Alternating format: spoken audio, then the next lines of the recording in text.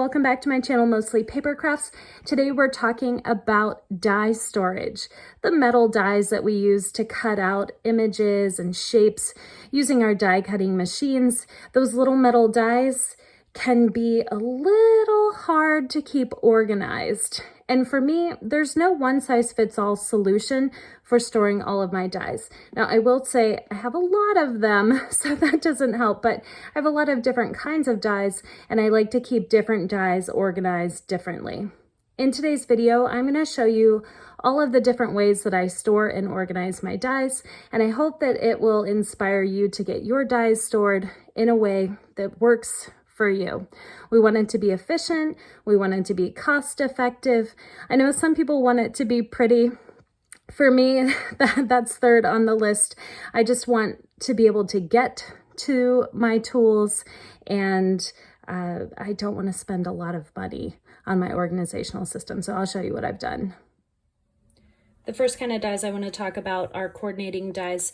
For many of my stamp sets, I purchase the coordinating dies that go with them. My storage is a 5x7 plastic sleeve. I keep a piece of the original packaging so I can easily see which company the products are from. I have my stamp sheet in the front, and then the coordinating dies are on a magnetic sheet on the back. Normally I buy 8x10 magnetic sheets and then just cut them down, and then I keep everything in that nice sleeve, and I keep my stamps organized by manufacturer. This is my center cabinet, and all of these boxes have stamp sets like what I just showed you, and if they're coordinating dies, they're on the back. Now, I don't have coordinating dies for all of my sets, but I did purchase them actually for most of them. I don't actually buy as many of the coordinating dies as I used to. For one reason, I bought a scan and cut last summer, and for another, I realized I just don't use them all that often, and it's pretty expensive to keep buying those magnetic sheets and keeping everything organized, and it takes a lot of time even just to cut them down. But I get the My Monthly Hero kits from Hero Arts every month, and they usually come with coordinating dies and some fancy dies sometimes. And I've decided to start keeping those just in a plastic bag, and I keep that with the original stamp set, and I keep them organized that way. Now, if the stamp set has a lot of dies, then I will put a magnetic sheet, but like for this set, there's only a couple of them there.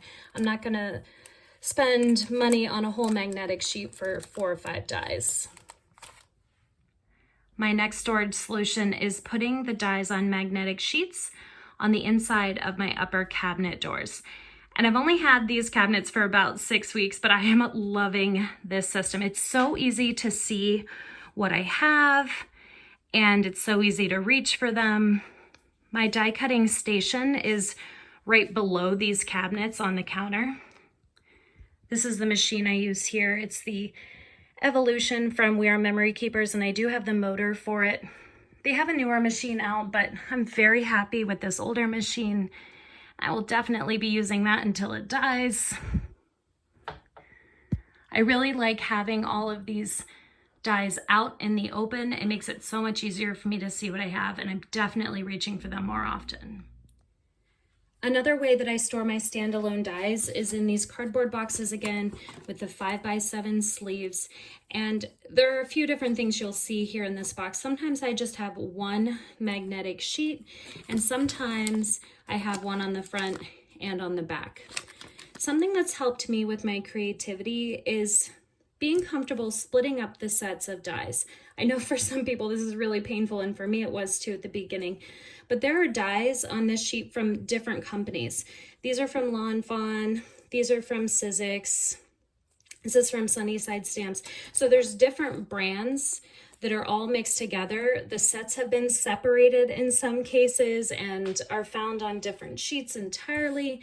And there's really no regard here for brand. Again, I know that's really painful for some people, but when I need a cloud or if I need a stump, I can just pick one of these sheets, I can look at what I have and not have to worry about which company made this die. Because when you're making your cards, I mean, does it really matter which company made your card? Unless you're doing something for a contest, for a specific company.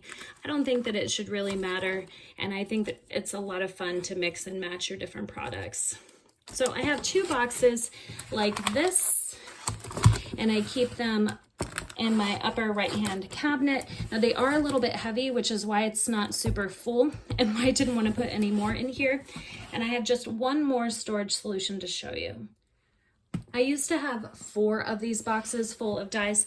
I'm down to 2 now because I hung up a lot of dies on the inside of my cabinets, and I put a lot of them on the 5x7 sheets.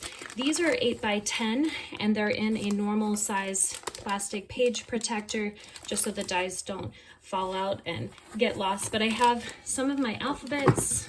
I have a whole sheet front and back just with words. And then in this box, I also have my tiny gift box with all my tiny gift box add-ons from Lawn Fawn. Oh, I have so many of these. And then the critter huggers. So that's what I have in this box. And then the other one is just more frame dies. I think eventually I would like to have them all on the 5x7 sheets because it's a little bit easier to handle those small sheets compared to these.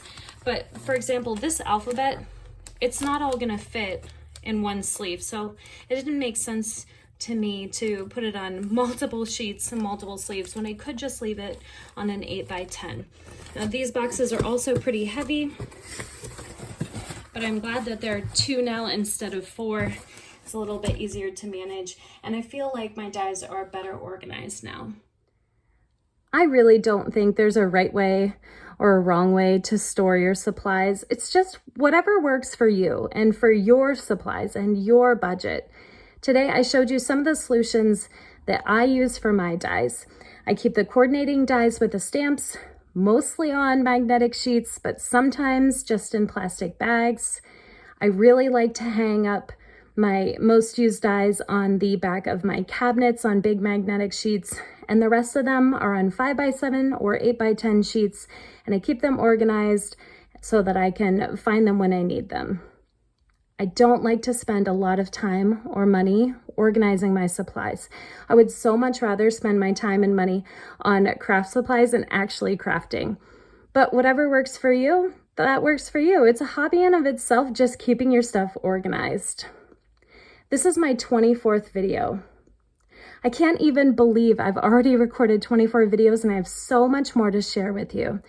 At the time of this recording, there's almost 1,000 subscribers to my channel. I can't even believe that. For those of you who've already subscribed, thank you so much. For those of you who are looking forward to future content, I would love it if you subscribe too. I'll be doing something special for my 25th video next week, so I hope you'll tune in then. And until next time, go make something beautiful.